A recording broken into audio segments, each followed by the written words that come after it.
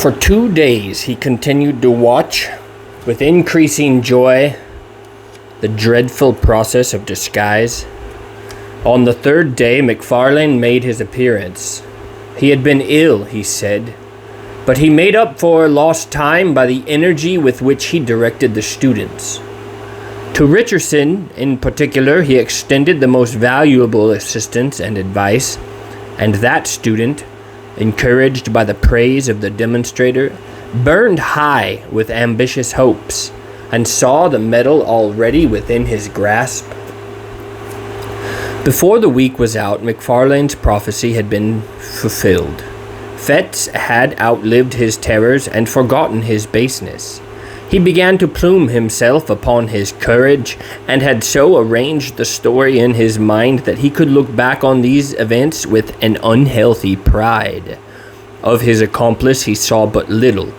They met, of course, in the business of the class. They received their orders together from Mr. K. At times they had a word or two in private, and McFarlane was from first to last particularly kind and jovial, but it was plain that he avoided any reference to their common secret, and even when Fettes whispered to him that he had cast in his lot with lions and forsworn the lambs, he only signed to him smilingly to hold his peace. At length an occasion arose which threw the pair once more into a closer union. Mr. K was again short of subjects. Pupils were eager, and it was part of this teacher's pretensions to always be well supplied. At the same time there came the news of a burial in the rustic graveyard of Glenclose. Time has little changed the place in question. It stood then, as now, upon a crossroad, out of call of human habitations, and buried fathom deep in the foliage of 6 cedar trees. The cries of sheep upon the neighboring hills, the streamlets upon either hand, one loudly singing among the pebbles, the other dripping furtively from pond to pond, the stir of the wind in mountainous old flowering chestnuts, and once in 7 days the voice of the bell and the old tunes of the precentor were the only sounds that disturbed the silence around the rural church. The Resurrection Man, to use a by-name of the period, was not to be deterred by any of the sanctities of customary piety. It was part of his trade to despise and desecrate the scrolls and trumpets of old tombs, the paths worn by the feet of worshippers and mourners, and the offerings and the inscriptions of bereaved affection. To rustic neighborhoods, where love is more than commonly tenacious, and where some bonds of blood or fellowship unite the entire society of a parish, the body snatcher, far from being repelled by natural respect, was attracted by the ease and safety of the task. To bodies that had been laid in earth, in joyful expectation of a far different awakening, there came that hasty, lamp-lit, terror-haunted resurrection of the spade and mattock. The coffin was forced, the cerements torn, and the melancholy relics, clad in sackcloth, after being rattled for hours on moonless byways, were at length exposed to uttermost indignities before a class of gaping boys. Somewhat as 2 vultures may swoon upon a dying lamb, Fettes and McFarlane were to be let loose upon a grave in that green and quiet resting place. The wife of a farmer, a woman who had lived for 60 years and been known for nothing but good butter and a godly conversation, was to be rooted from her grave at midnight and carried, dead and naked, to to that faraway city that she had always honored with her Sunday best. The place beside her family was to be empty till the crack of doom. Her innocent and almost venerable members to be exposed to that last curiosity of the anatomist. Late one afternoon the pair set forth, well wrapped in cloaks and furnished with a formidable bottle. It rained without remission, a cold, dense, lashing rain. Now and again there blew a puff of wind, but these sheets of falling water kept it down.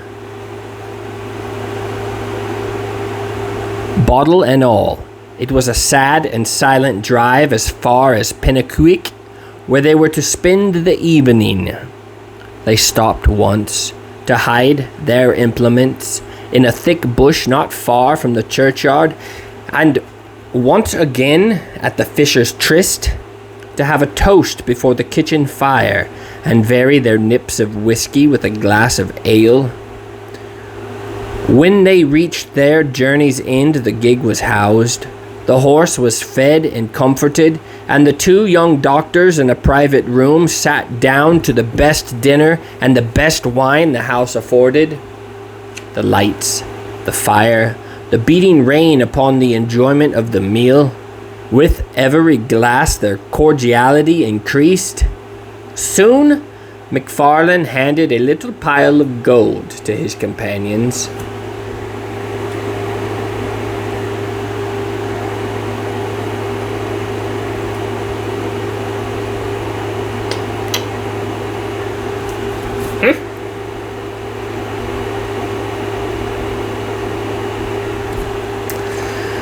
A compliment, he said. Between friends, these little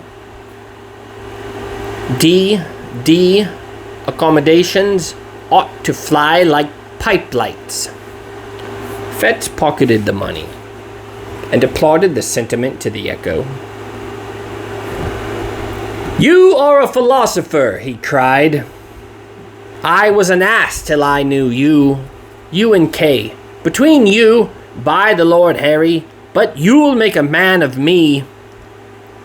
"Of course we shall," applauded McFarlane. "A man, I tell you, it required a man to back me up the other morning. There are some big, brawling, 40-year-old cowards who would have turned sick at the look of the D thing, but not you. You kept your head. I watched you." "Well, and why not?" Fetz thus vaunted himself. "It was no affair of mine. There was nothing to gain on the one side but disturbance, and on the other I could count on your gratitude, don't you see?" And he slapped his pocket till the gold pieces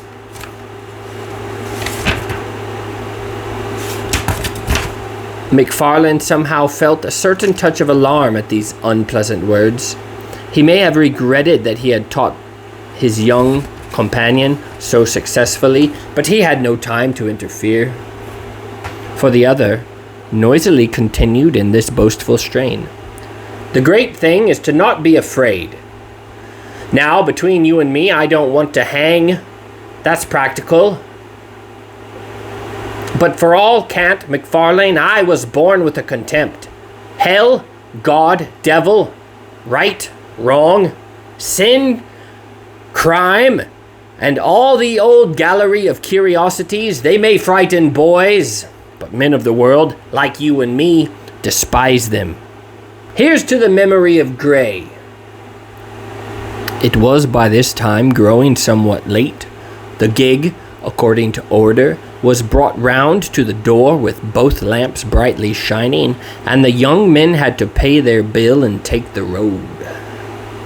They announced that they were bound for Peebles, and drove in that direction till they were clear of the last houses of the town, then, extinguishing the lamps, returned upon their course and followed a by-road toward Glencorse. There was no sound but that of their own passage and the incessant, strident pouring of the rain. It was pitch dark. Here and there a white gate or a white stone in the wall guided them for a short space across the night. But for the most part, it was at a foot pace.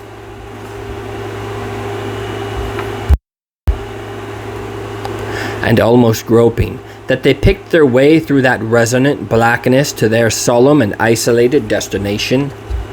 The last glimmer failed them, and it became necessary to kindle a match and re-illumine one of the lanterns of the gig. Thus, under the dripping trees, they environed by huge and moving shadows, they reached the scene of their unhallowed labors. They were both experienced in such affairs, and powerful with the spade, and they had scarcely been 20 minutes at their task before they were rewarded by a dull rattle on the coffin lid. At the same moment, MacFarlane, having hurt his hand upon a stone, flung it carelessly above his head. The grave, in which they now stood almost to the shoulders, was close to the edge of the plateau of the graveyard, and the gig lamp had been propped to better illuminate their labors against a tree, and on the immediate verge of the steep bank descending to the stream, Chance had taken a sure aim with the stone. Then came a clang of broken glass. Night fell upon them. Sounds, alternately dull and ringing, announced the bounding of the lantern down the bank and its occasional collision with the trees. A stone or two, which it had dislodged in its descent, rattled behind it into the profundities of the glen, and then silence, like night, resumed its sway, and they might bend their hearing to its utmost pitch, but naught was to be heard except the rain, now marching to the wind, now steadily falling over miles of open country. They were so nearly at an end of their abhorred task that they judged it wisest to complete it in the dark.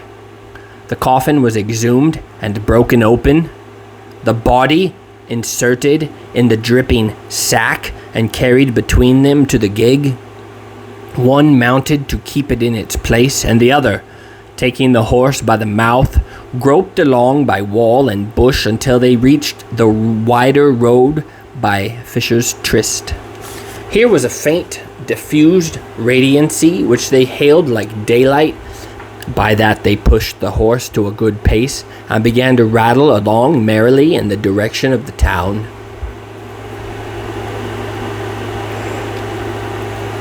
They had both been wetted to the skin during their operations, and now, as the gig jumped among the deep ruts, the thing that stood propped between them fell now upon one and now upon the other at every repetition of the horrid contact.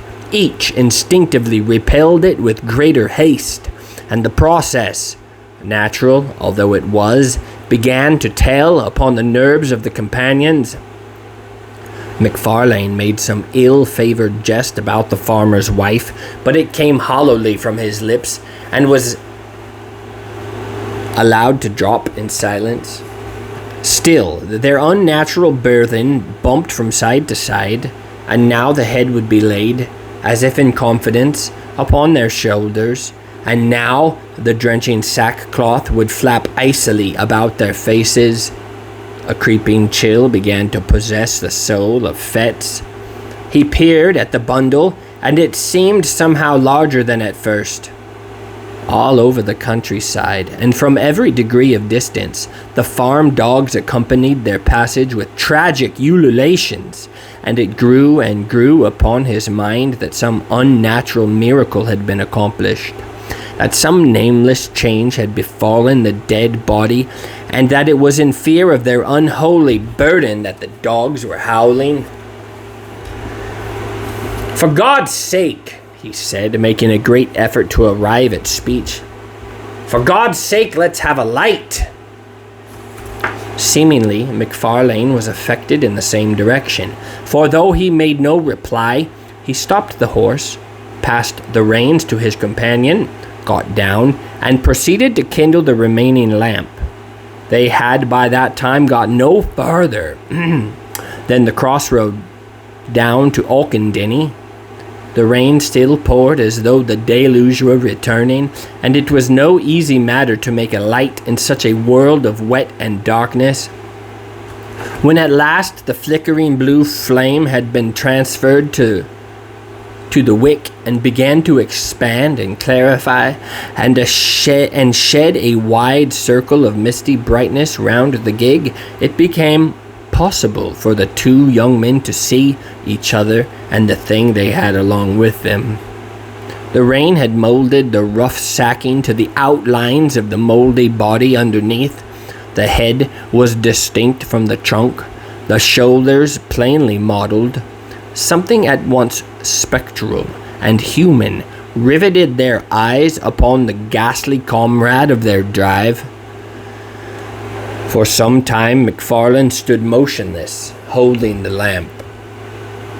A nameless dread was swathed, like a wet sheet, about the body, and tightened the white skin upon the face of Fettes. A fear that was meaningless, a horror of what could not be,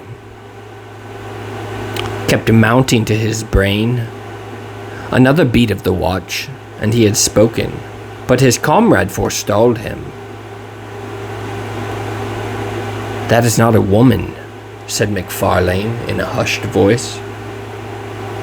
It was a woman when we put her in," whispered Fettes. "Hold that lamp," said the other. "I must see her face." And as Fettes took the lamp, his companion untied the fastenings of the sack and drew down the cover from the head. The light fell very clear upon the dark, well-molded features and smooth-shaven cheeks of an all too familiar countenance, often beheld in dreams of both of these young men. A wild yell rang up into the night. Each leapt from his own side into the roadway. The lamp fell, broke, and was extinguished, and the horse, terrified by this unusual commotion, bounded and went off toward Edinburgh at a gallop, bearing along with it, sole occupant of the gig, the body of the dead and long dissected Grey.